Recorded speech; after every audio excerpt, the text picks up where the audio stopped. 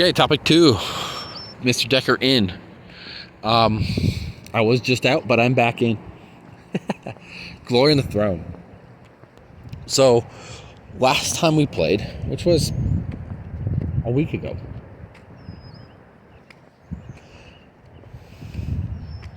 Yeah, because this is the week I'm not playing. That's what I'm doing on the days that I'm not doing this. On the Saturdays that I'm not doing this, Glory in the Throne is what I'm playing at this time. So that's what we played. And so last time on Glory, we were returning to the game because we hadn't played in over a year or 6 months. I don't know what time. I'm thinking year is accurate, but it could have been 6 months. Basically, we had a weird event, something we're expecting. So we had a player who wasn't able to make it anymore, and he was playing a character who was very antagonistic. He was leading a faction, being very antagonistic. He brought in my faction, neutrals, a whole heck of a lot earlier than they should have been. They shouldn't have appeared. Like, we kind of got the warning of their existence a while ago, but they shouldn't have actually appeared to show up and fight me and try and take me out until much later. So it was kind of like he made negotiations and brought them in. That was the last match we were playing, and we kind of had an incident.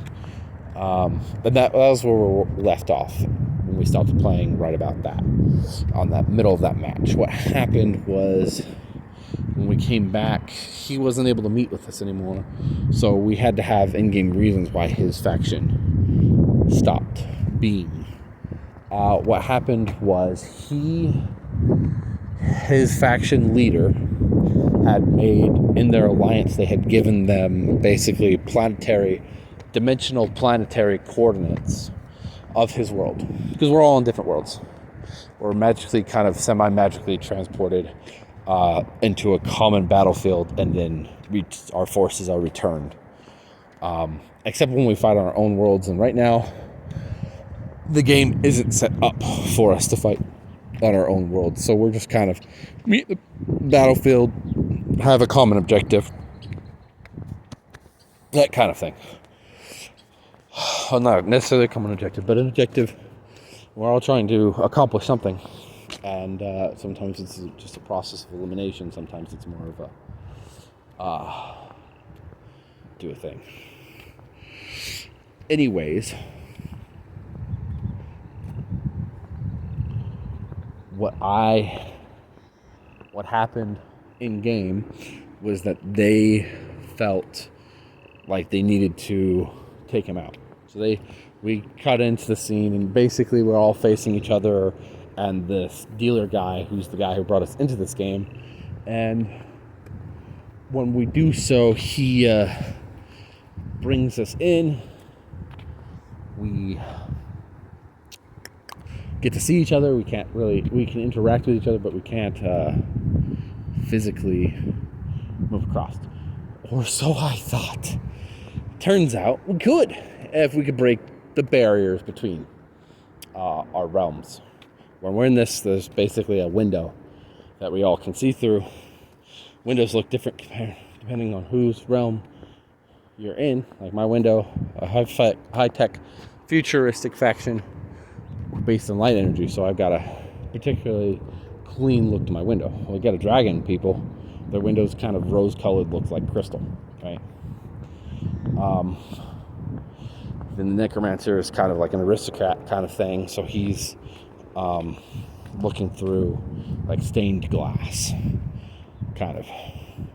And the ancient Chinese guy, he's kind of got like a grainy glass, like it's not necessarily pure glass, because it's kind of still sandy. And basically, all the glass got blown apart. Oh, I forgot about that. I wanted to do that. The glass got blown apart, and these guys entered into the dealer space and temporarily disabled the dealer, and then tried to kidnap one of the leaders. Thankfully, it wasn't me. Ha! Now, they actually tried to kidnap the Necromancer leader, Esmeralda.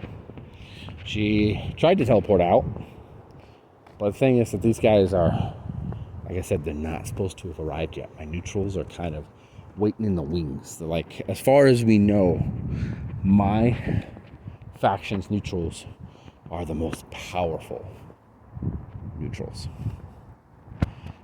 And technically I share neutrals with another faction because he's kind, not humans, hunted down by them. It's another section of the government, basically a split.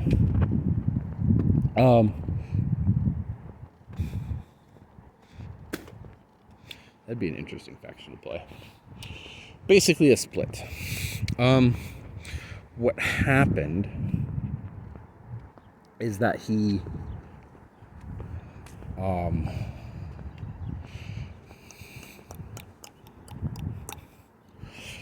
the guy who was the leader of the people that this other guy aligned with, he shot in, blew the glass, essentially, dimension barriers broke, hopped from that guy's world into the dealer space, temporarily disabled the dealer, and then looked at all of us. My character didn't know this could happen, so my defenses for my basically command center are none. Basically, if someone tried to break in through my building and they get through all the booby traps, my command center is there. Right? So I got nothing. But the Necromancer faction had an advisor with them who tried to get the advisor to teleport her out. The advisor left. She not so much. The dragon humanoids had some guards that rushed into the building and got blown away. They're dead. They had a funeral. His faction had a funeral. The guy was in a prison. League of the Ancient Chinese guy was in a prison cell. He had been captured and was being held for ransom. That's fun. I don't know what happened to him, except that he just kind of stayed on the bed. He was on a bed. And then the other guy, who's like a drow, just kind of sat in the back of his room and just kind of waited, watched. I have the energy shields. I picked up an energy shield, turned it on, because it's like, I've got a rifle on my desk. These are all prototype weapons, or weapons that were prototyped. I have, I think, a blaster on my desk. A laser rifle, essentially. A energy shield energy shield, which kind of think, it's not exactly what they look like, but think Halo. Those guys, those specific minions that had those shields that had to be shot and then you could shoot them because they had the shields. And then I had a light energy sword. My character is a scientist. My leader is a scientist. He picked up the shield and turned it on and kind of cowered behind it because he had no idea what to do. Someone tried to alert their evacuation. They tried to evacuate my place, not myself, just my people, and they couldn't even get my message. Basically, they tried to kidnap the Necromancer. We couldn't get through our doors. Our doors were locked, dimensionally locked. Kind of got temporarily separated from our realms when this happened. Essentially, he was going to kidnap the Necromancer, experiment until the Necromancer died, that kind of thing. By the way, our factions / nations are this: if our leader dies, faction dies. So, yeah, really dangerous moment for all of us. I basically got saved by some sort of thing. The dealer became unincapacitated and shunted him back to where he belonged in his world. Everybody else got shunted back into their worlds. I just thought of something. related to the game that makes that potentially amazing. Is that a quail? It's got the loop thing. I think that makes it a quail. Where am I at? 10 minutes? Perfect timing. Essentially, we got shunted back, and the combat round was decided it was over.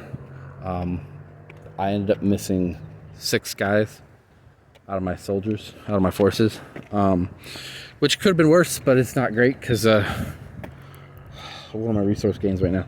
Right now, I gain 100 metal and so much manpower, and basically it costs me to replace one of those 6, just one, because I lost him and the equipment.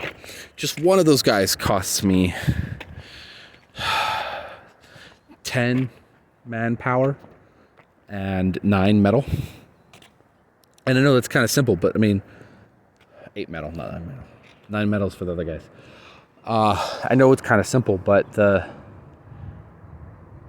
nice lightning. It's a nice clouds as well. I know it's kind of simple, but I only produce 100 metal. So 8 of it is almost 10%. So, and this has got to be split between my economic advancements, building buildings, my recruitment of my military forces, training and building of guns and swords and shields and stuff. Any personal projects I want to do, like if I wanted to, let's say, install turrets into my headquarters so that if that ever happens again, that the turrets will activate and defend me. That costs resources to build. And replacing upgrades. So this round, I rediscovered through research a weapon. It's going to replace, it's a weapon modification technically. It's going to replace a weapon on a modification for that's already on my weapon. So I'm swapping out pieces of equipment because I got a new piece of equipment. I got a new version. Oh, well, essentially, that cost me 2. So upgrading, so doing my main thing is researching new technology so I can build new types of troops, or I can mix and match things. Like, I started out with just riflemen. I made a mistake and only built riflemen. Well, I had to design grenades. So I designed grenades. And so my riflemen had a set of grenades, frag grenades, just basic frag grenades. I had to, and so they got additional equipment. Well, I ended up researching and successfully completing grenade launchers. So mechanical, I now have grenade launcher weapons.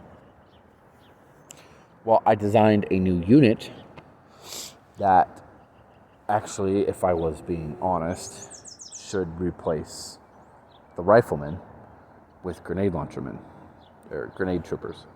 But because I have a balance, and to train a grenade trooper is super expensive at this point, I think it's 22 metal per trooper, which includes equipment costs. It's not feasible. Okay? So I can't exactly train them all, replace them all as that. So now I have 2 different types of troopers. Range troopers. I have my linemen, which have, I don't think I gave them grenades anymore. They might have some, no, they don't have grenades anymore. They have rifles, long range rifles with bayonets at the end. So they can do melee if they have to, but they're not really made for it. They're supposed to stay back. I have a melee core now. They have light energy armor, which is not, it's really difficult because it is light. It's classified as light armor, but it's made of light energy. And yes, there's actual material behind it, but it projects a light energy field that protects them.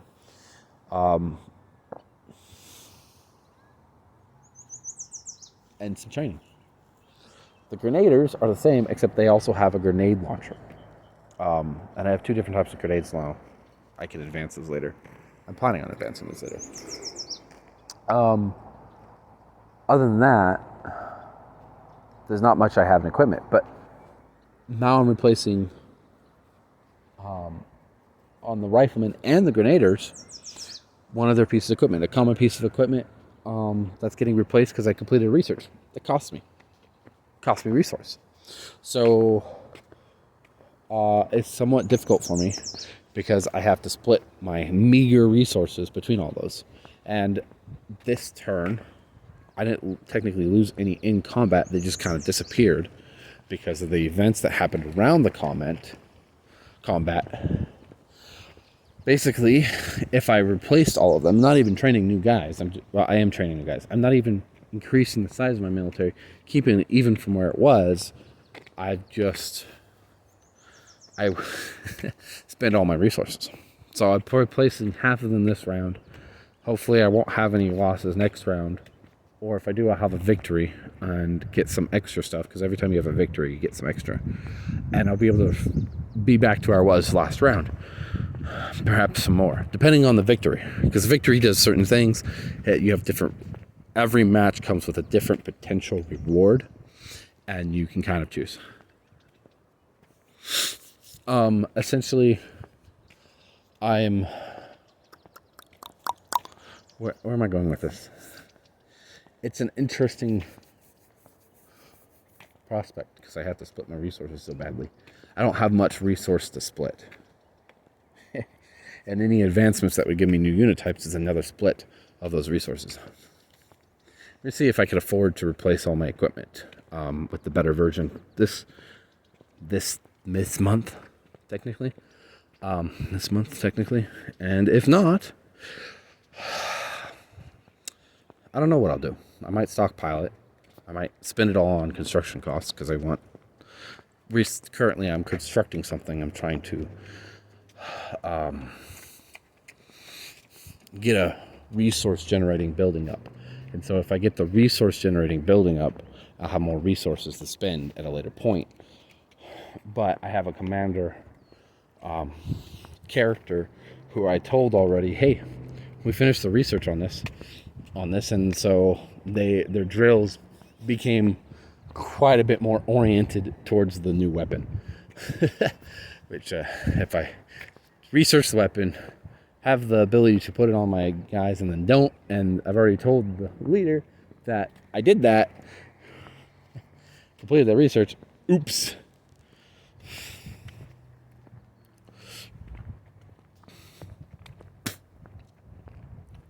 Yeah. Okay. Well, that's where we are in glory. I'm hoping it's a mineral site that I'm building right now. The plan is 3 rounds, 3 turns. That might be 4. No, it was originally 3. Now it's 4, but that's 3 turns for now because I just completed that last turn of economics. What happened was I lost 6 guys. Instead of spending all my resources on the building, I trained new troops and spent some of my resources on the building. And the building cost was more expensive because I have to, at the tech faction, I have to claim a piece of land, which cost me resources to basically build the fundamentals so that I could build a building on top of the foundations. Basically, I'm building the foundation so I can build a building. And then replace the guys, build the foundations, which is we call it claiming a tile, and then, or claiming a hex technically. And then I put some resources into that, and I said, hey, I got this research done. You don't, because at the time he's like, okay, we can finish this research, but I don't have the costs. I got to make up the costs and see how much it's going to cost you to replace that piece of equipment with the new one. So I'm like, okay, well, I'm going to put aside this much resource of each type, and we'll come back to it when you're ready. It's going to be this week, this Wednesday night. I'll come back to it, and we're going to go ahead and look at the costs.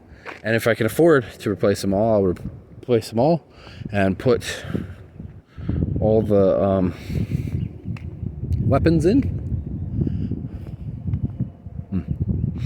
I'll put whatever's left over. If I can afford it, I'll replace them all, and what's left over will be put towards the building. If there's nothing left over, if I don't have enough to replace all of them, I figured it out. I want to replace a unit's worth, so 3 troops equals 1 unit. So I'll place a unit's worth, and then I'll do that until I have all replaced, the new piece of equipment. Or maybe next round, since I don't have them all, I'll have to build the replacement piece of equipment instead of training new troops. And that'll probably set me back another turn for when I get that building finished. We'll just see. I'm trying to, because this building is a mineral extraction site, it'll get me more income. The more income I have, the more I can build, the faster I can build, the more influence I can have, because we can do economic trades with our with the other factions, because we're technically all at war, but we're not. We have to negotiate with each other, otherwise we won't have any power.